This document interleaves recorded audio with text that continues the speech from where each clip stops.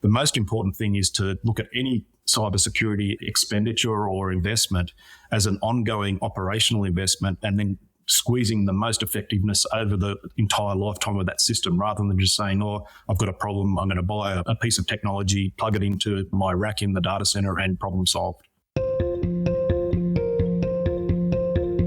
You're listening to KBKast, the cybersecurity podcast for all executives.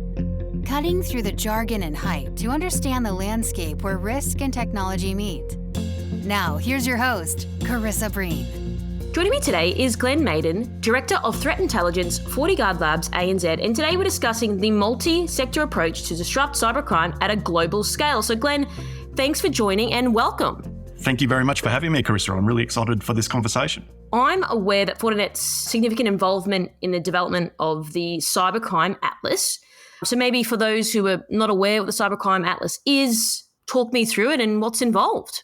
Yeah, sure. Going back to about sort of 2019 or 2020, as part of the World Economic Forum Partnership Against Cybercrime, there was a couple of key leaders that were just sort of thinking around, like, what can we do to really impact the cybercriminal ecosystem? So my boss, Derek Menke, who's the global head of FortiGuard Labs, Amy Hogan from Microsoft, Michael Daniel, who's the CEO of the Cyber Threat Alliance, and Tal Goldstein from the World Economic Forum. They all sort of sat back and they're thinking, when we think of some of the prolific threat actors like Revol or Conti or Klopp or Black Cat that's sort of been in the news this week, we see the devastation they cause, but when you think about it, who is behind the attacks? You know, who's writing the malware?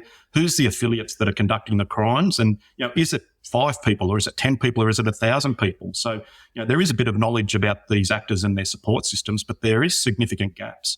So our understanding is sort of a bit scattered throughout sort of government agencies, law enforcement agencies and industry. Everyone's got a little bit of the puzzle, but it's held by many in many different formats and it's hard to bring that together. So the idea of Atlas is to pull together the experts from government, law enforcement, not-for-profit organisations and industry to build essentially a Rosetta Stone and map out the bad guys that are behind these attacks. Great word around scattered. People often say the industry is quite fragmented. You've got these little things popping up left, right and centre. So I'm really curious to know, would you say that over the years people have tried to do something like a cybercrime atlas in the past and it's just sort of failed? I don't know if failed's the right word, but I definitely think you're right in terms of success. Like obviously the bad guys have really got one up on us. I've got a really broad sort of perspective here. I spent 20 years in government in both sort of the national security role in the national security space and roles in places like the Department of Defence. And then I was the IT security advisor at a non-national organisation, the Australian Tax Office. So, and since then I've worked with, you know, defence primes like Lockheed Martin. And the last 6 years I've been working in leading cybersecurity vendors like Fortinet.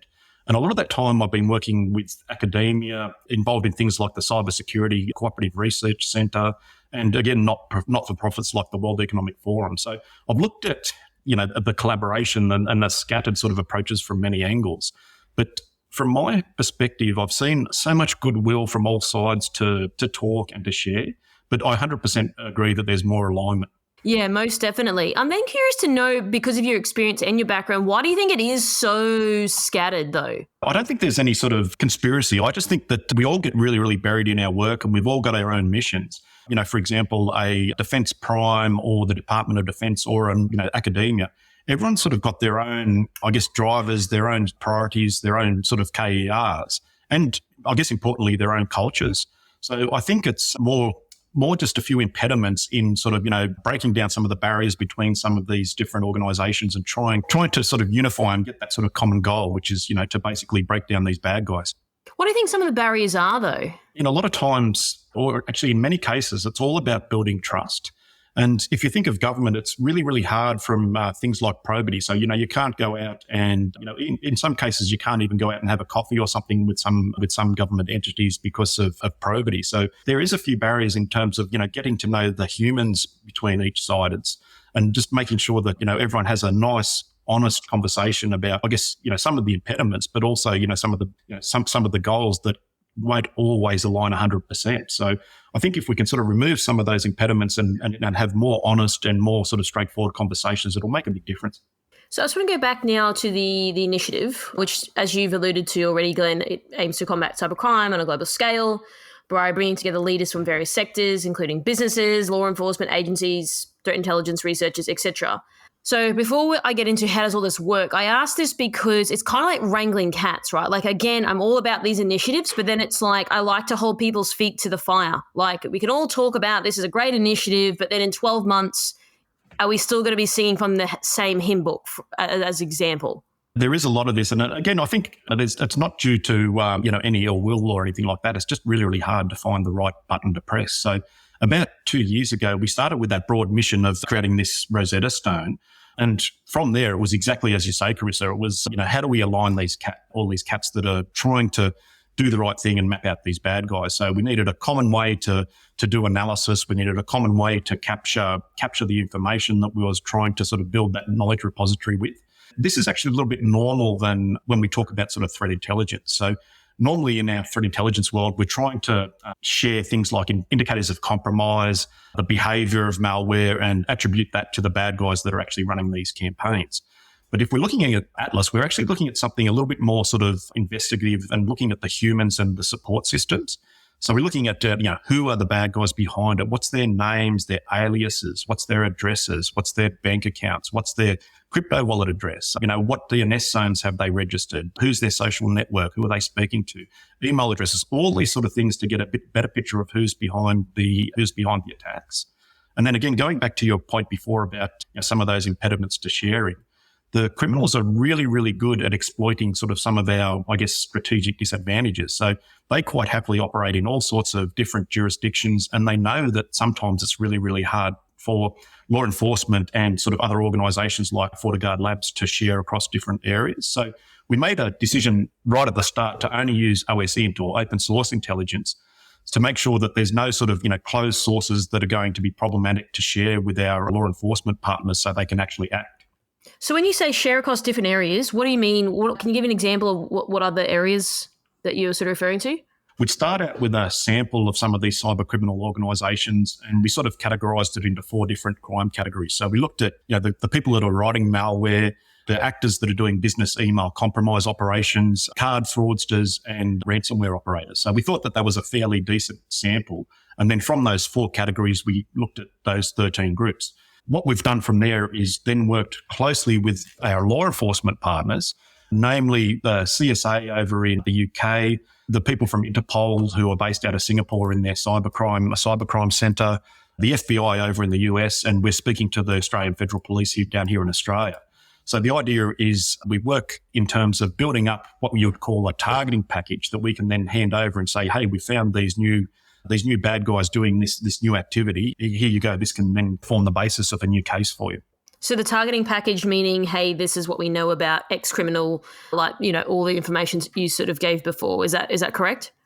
Yeah, so that's sort of one mission. So the idea is, in ideal scenarios, we'd be handing over a targeting package to Interpol, for example, and just say, hey, through our investigation of, for example, someone like Revil, we found these extra 10 threat actors that are still out on the streets. Here's their names and addresses. Now you can go and, kick down some doors. So that's sort of, really, really good result, part A. But what we're trying to do as we get a deeper picture of these criminals and, some of the linkages between them, the idea is through this partnership against cybercrime, it might be actually sort of, something above and beyond just law enforcement. So it might be working with partners and governments somewhere in the world, for example, to implement new legislation, or it might be working with a regulator or a telco to sort of implement a new piece of regulation. But anything that we can do to sort of throttle the cyber criminals themselves and the illicit subsystems that are supporting them. Do you think this initiative will throttle cyber criminals? It will absolutely, Carissa, make a difference, and we've already seen that so far. I mean, one particular threat actor. We're not actually sort of publicising who we're chasing after too much, just so we don't potentially tip them off. But there's one quite prolific threat actor that's operating sort of out of Nigeria, and we've found 600 new people associated with this particular organisation that are out there on the streets and conducting fraud and conducting crime. So, this is 600 new people of interest that we're able to provide to the law enforcement authorities that they didn't know before. So, absolutely this is starting to have promising results only really a couple of years in. So I want to sort of touch on this a little bit more. So over the years, I've interviewed people who are ex-law enforcement, et cetera, you name it, I've interviewed them. And then some of the sort of challenges that they've sort of expressed is, okay, well, tracking these people down is hard.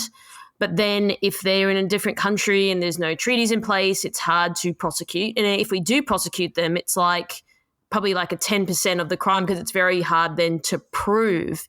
So how does obviously with your background and your experience, do you think that's going to become easier for people to be, held accountable for their actions? Because it is hard, especially when you're dealing with cross borders and someone's in a random country, it's hard to sort of extradite them and bring them back to Australia or wherever to prosecute them. Yeah, I don't know that that's necessarily going to go away. And if you think of some of the most prolific cybercrime groups, they're sitting in countries like Russia or over there in Eastern Europe where, there isn't sort of, treaties or, anywhere we could sort of potentially arrest them in those sort of areas. But I think where Atlas would potentially show some promise is, I guess, the example that I gave before, even though someone is potentially operating in that area where we might not be able to apprehend them and charge them and put them in jail, we might be able to think of a way of throttling some of their support systems. So whether that's, for example, some bulletproof hosting services where they host their malware, or potentially sort of blocking out some of their botnet activities, or even from the financial side, we've actually had PayPal as one of the founding partners of this initiative, along with Banco Santander, Microsoft and ourselves, who, we can potentially sort of throttle them in terms of, how they move their money and launder their money. So there's definitely some things that we can do to sort of squeeze their ecosystem if in the cases where we can't actually arrest these people. Yeah, okay, gotcha. That makes total sense. So we've sort of touched on it briefly, but it'd be great to get your point of view on maybe some of the outcomes from creating this alliance. So obviously, hopefully a reduction in cybercrime, throttling these bad actors, etc. Is there anything else that maybe you can shed some light on? Oh, absolutely. I look at this and just sort of think of so much potential. So we've sort of started off with, as I said before, like biting the elephant one part at a time. So we've started off sort of with some analytical type of activities, which is sort of centered around this Atlas project. But within the partnership, we're doing a whole bunch of other activities, and we're thinking around, how can we better, this is just an example, but, how can we better use things like cyber insurance to assist in the fight against cybercrime? How can we better integrate with law enforcement? How can we better use our legal expertise that's sitting in places like World Economic Forum or the legal counsel in Microsoft or Fortinet? So how can we sort of use the power of all these partnerships to come up with other initiatives to basically sort of throttle and make the lives of these cyber criminals a little bit more miserable? So realistically, with Atlas, it was sort of the first project in this partnership that's sort of taken off, and it was given the green light in Davos at the World Economic Forum annual meeting this year. So to move from prototype through to, fully supported by both the World Economic Forum and the founding partners. Some of these other opportunities through just the connectivity of the groups that are involved in this is just almost, limited by our imagination. Yeah, most definitely. And I guess it's still early days, right? Like you don't have a crystal ball to have all the answers. And it's not about everyone having all the answers. It's more so just having this discussion to, be made aware of these initiatives that whether it's you or someone else that's running, this is what's important to me to be able to get that message out so people are across what's happening outside their own sort of echo chamber. Yeah. And I know, so the FBI, for example, has got some fusion centers sort of over in the US. So we're speaking to people like that. But even if you talk to the AFP, they've got some very, very similar initiatives right here in Australia. So the trick is going to be making sure that we don't sort of reinvent the wheel and overlap our work, but complement the work of the great work that a lot of these people are doing. So, we're pretty confident that in this case, this is going to be something that's a capability that sort of complements and supports activities that are already happening. So, yeah, we're really, really quite excited that this is going to be sort of a force multiplier type capability. You said reinvent the wheel. I totally agree. I definitely probably think there are some initiatives, generally speaking, less so what you're talking about, just generally in the industry, that probably we're reinventing the wheel a bit. So I don't know whether you see the same thing, because at the moment I see a lot of these smaller initiatives like popping up. Again, there's either no longevity in them or they don't like to do industry collaboration. It's just an observation that I've had. Wanted to know what your thoughts were on that. 100%, Carissa. That's obviously sort of a real challenge, especially when you're thinking of industry as broad and as, international as cyber. But one of the things that I was quite excited about in the early days is talking to the FBI. And if you think of organisations like the FBI or the AFP or any of those sort of law enforcement agencies, a lot of the times their personnel are being sort of posted in and posted out. So they might do, a couple of years in a particular cybercrime unit doing cybercrime investigations and cybercrime cases, and then they might be posted out to something else. So when we were talking to the FBI, one of the real advantages that we've got is if you imagine someone that's chasing down a really well-known entity like Revil, you're 100% right. Like there's probably 100 people that are doing analysis on Revil right now. But, again, you talk to the law enforcement agency and they say, well, we'll get a new officer in that is investigating a case against Revil where they've maybe done a ransomware attack against a victim in their jurisdiction. We can actually hand them that targeting package where we've already done the work. And that might save that investigator a month or 2 months worth of work to get up to speed. So, while it's certainly at risk of reinventing the wheel a little bit, if we can manage to sort of, get our processes and procedures and, the rest of our systems in play, we can really, really provide a value to people like law enforcement where they do have sort of some of those challenges like the jurisdictions and the attrition of personnel. Okay, I want to slightly switch gears for a moment and talk about maybe the chatter in the industry of that alignment piece, because this is really important because, again, there's a lot of people saying, oh, we need more alignment. I had a phone call yesterday with a friend of mine in Melbourne and we're talking about even alignment with vendor to vendor. I just think that people say this, but then they're not really talking to one another. And it's kind of like, people don't want to share as much. I find it really prominent in this country. I don't know why it is, but it's like everyone doesn't want to share or people don't want to give up information. It's almost like people think it's a zero-sum game. Well, if I share with you, Glenn, then you win and I lose. I know that sounds like a very broad sort of accusation, but I mean, like I speak to a number of people in this country all over the world, and it's something that I'm just really hearing. But then again, it's just, I don't want to say lip service, but it's just more like, okay, let's do the alignment, and then like nothing sort of happens. And again, I'm a rubber to the road type of person. I like there to see movement. I like things to change and move the needle, if you want to call it that. But I haven't quite seen it. There's absolutely challenges. We're a founding member of the Cyber Threat Alliance, which is sort of, I guess, a global threat sharing organisation, not for profit. And that's got membership between, some of our most competitors. So if you think of, some of the people that are involved in that, we've got Microsoft, we've got McAfee, we've got Cisco, so all of these other organisations that we compete, quite strongly within the market. We share every single day with all these other members of the Cyber Threat Alliance. And there's actually sort of well over 200, and this is context-enabled threat sharing. So this isn't us just sort of, firing across an IP address or something like that. It's like, we've seen this activity, here you go, import that into your system. So, we share with goodwill every single day with some of these competitors through things like the Cyber Threat Alliance. And in terms of locally here in Australia, I'm really, really impressed with the Australian Cybersecurity Centre CETA system, Cyber Threat Information Sharing System.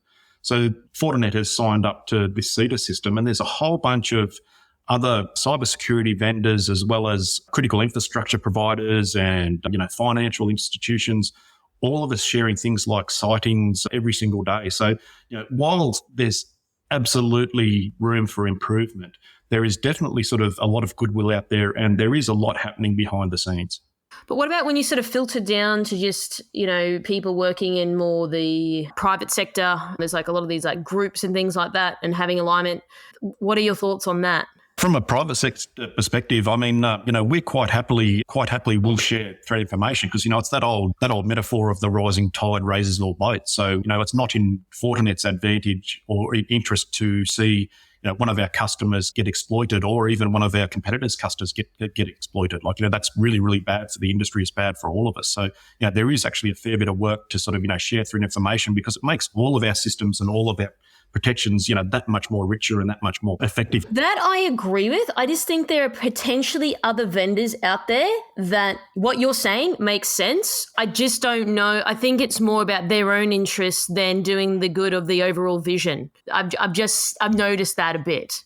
Well, look, sometimes vendors can actually get a bit of a bad rap, and I think a lot of that case is, or a lot of that sort of rap would be based on sort of, from the I guess, on the sales side of the market. But at the end of the day, any vendor or any organisation for that matter, that doesn't act with the best interest of the customer at heart or the best interest of the industry at heart, they're not going to have that longevity. So, I know certainly in my case and in all my careers, in all the organisations that I've worked through in my career, it's all about the outcome and it's all about sort of doing the right thing by the customer. So, one thing, I'm based here in Canberra and it's a really, really small cybersecurity market. So I know most of the CISOs across government. I know most of the cybersecurity vendors. I know most of the partners. I know most of the integrators. And, bad behaviour does happen. I've seen it happen a couple of times, but people have got a reasonably long memory because it's such a small market. So, the few bad apples in the industry don't really last that long. And I think it's important to have this discussion, and it's more so, like I said, it's just a discussion to hear your point of view, because like you said, it's going back to having the right integrity, doing right by the customer. It's just sometimes I just don't know whether there are certain organizations out there that aren't focused. They lose focus of that.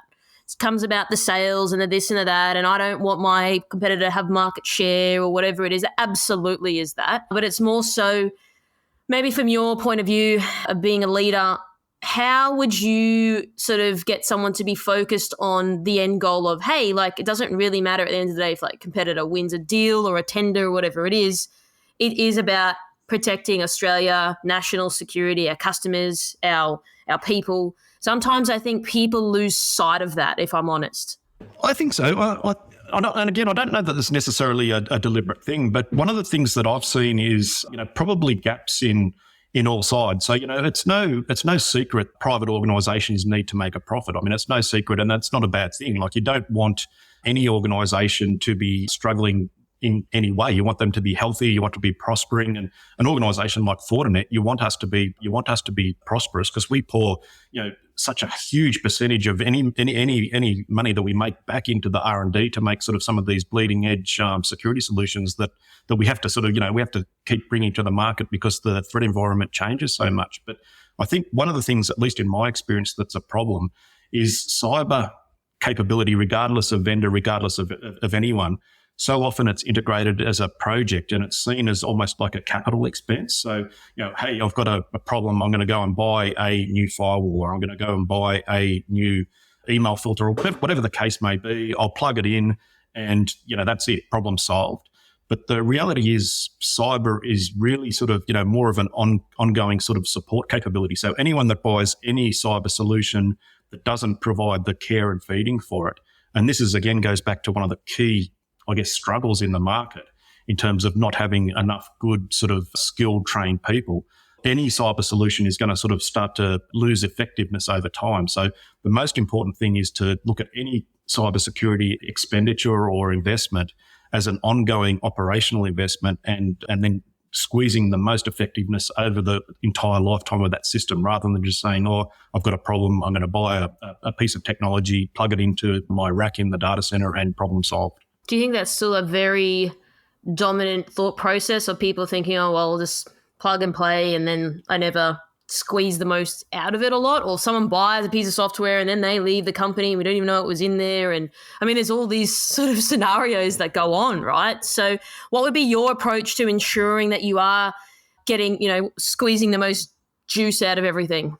I think, a lot of organisations, as I say, they'll have a bit of a compliance approach. So, we need legislation, or the policy says that I need to have one of these security solutions. I'll buy solution X, plug it in, and then away we go, without actually fully understanding how it fits into their business. And again, going back to your point, how does it actually fit into some of their operational constraints? So it's no good buying a capability, for example, like data loss and prevention, or some sort of role-based access product, if you haven't actually got the investment within the organisation to understand, how that actually will protect your specific organisation. So, and then it comes down to having the humans in there that are able to understand what the technical capability is, but more importantly, what's the assets and the systems and the people that we need to protect within that organisation, and how do we sort of, align those two things? So, in terms of how do you do it, what we try and do in Fortinet is we try and sort of, advise customers to buy some services along with any particular technical product.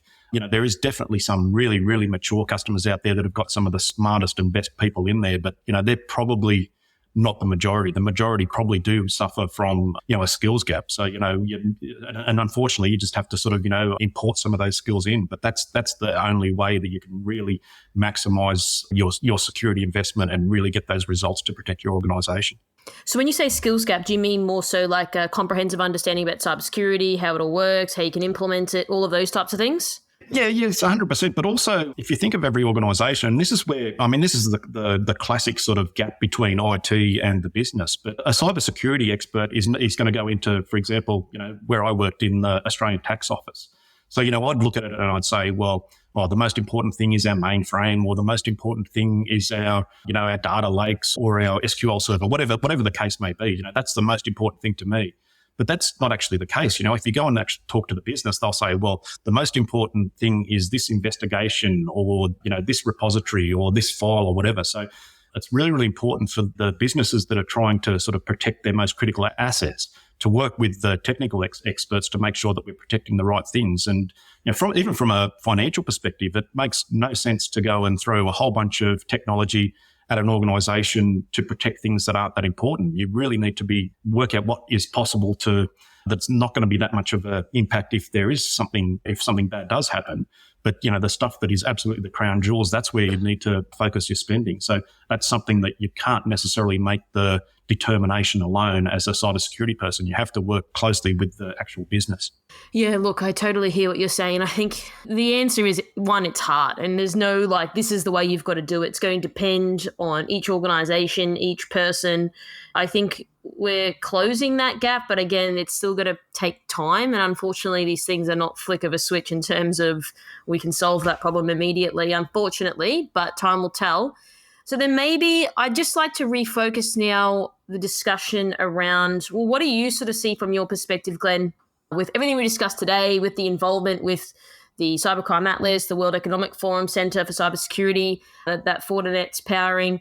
So what do you sort of see then longer term around the unification from public, and private sectors, and then organisations globally? What are your thoughts? And again, there's no right or wrong answer. It's just more so what do you think? Before we spoke, I was actually thinking about this, and some of the sharing that I mentioned before, whether it's sort of, the ACSC or things like the Cyber Threat Alliance, it's all fantastic. And, it is actually making a difference. But you think, well, how can we better connect? And this goes back to, again, some of your valid criticisms of the dysfunction in the industry. So how can we better connect, all the different elements of the industry? And I was sort of thinking of the Russian invasion of Ukraine. So, not only has there been military targets, there's been government targets, there's been civilian targets, there's been critical infrastructure targets. So, no longer, if there's a really, really big cyber event, is it just going to be sort of focused on some of those traditional military and government targets. Civilians are now fair game. So if we think in Australia of our critical infrastructure sector, so, whether it's mining or whether it's energy generation or whether it's transport or manufacturing or telco, you name it, whatever it is, it's no longer just sort of, a simple, well, we need to protect this army or air force base. It's a really, really huge expanded attack surface.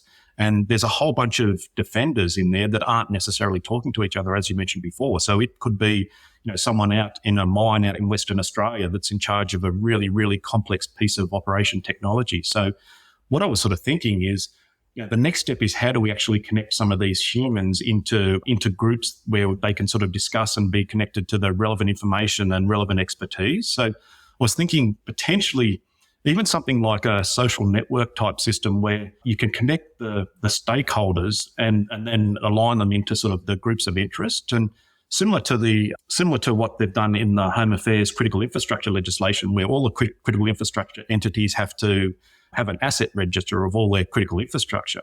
We built an asset register of the defenders, people like myself. I'm a threat intelligence analyst, someone that's running the security operations center out at one of the mines. All those sort of people, if we can have an asset register of them and then connect them on, some sort of focused version of, Facebook or something like that, I think that's actually the next step. And then from there, you can think about doing exercises and simulations and things like that to identify gaps. Definitely. So, okay, I want to get into this a little bit more. Who do you think should own that then? I'm reluctant to say government, if I'm honest, because I just see there's a lot of resistance towards when government owns some of these initiatives. And I say this with all due respect, but it's more so around, well, some of these government individuals really out of touch with what's happening in the private sector as well. So I've often found that their network isn't as strong with private and public, everything we've gone about today. So I'm curious then to know who would own an initiative like that. But then that goes back to, well, if that person's owning it, does that mean they're leading it? And then why should they lead it? Then all these discussions come up for debate. I mean, I think that's right. This is one of the real advantages, though, of these sort of public and private partnerships. So if you think of a lot of people, and again, I've worked in government for 20 years, so you do tend to get in your own echo chamber, whether you're in the government or whether I'm even in Fortinet. I'm not necessarily up to the latest government policies or something like that. I'm definitely not an expertise in those. You see things like the security of critical infrastructure, but I'm definitely not an expert. So this is where sort of some of these public-private partnerships really bring in the advantages of all these different perspectives, and hopefully sort of don't bring in some of the disadvantages. So if you think of a private organisation like Fortinet, I've got a global network of millions upon tens of millions worth of sensors. So I'm actually looking every single day at what the bad guys are up to in every single vertical, in every single sort of country on the planet. So that's a perspective that I can bring to the table. And then if you look at someone like the ACSC, they know what they need to protect inside government. And then if you think of something like the CSISAC, the critical infrastructure ISAC that they've just established up at the Sunshine Coast,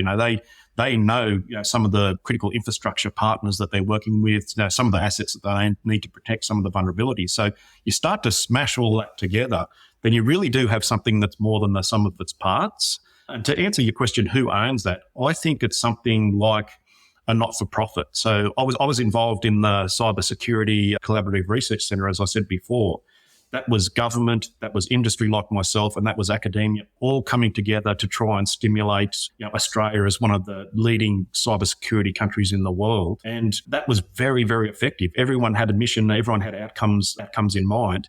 And Rachel Falk did a magic job in sort of pulling together some really, really disparate stakeholders. So I think potentially some sort of a not-for-profit where, people like myself can be involved, the government can be involved, academia can be involved, and the critical infrastructure entities with obviously there's going to need to be like rules of engagement and all those sort of things in terms of, how it's set up and the board behind it.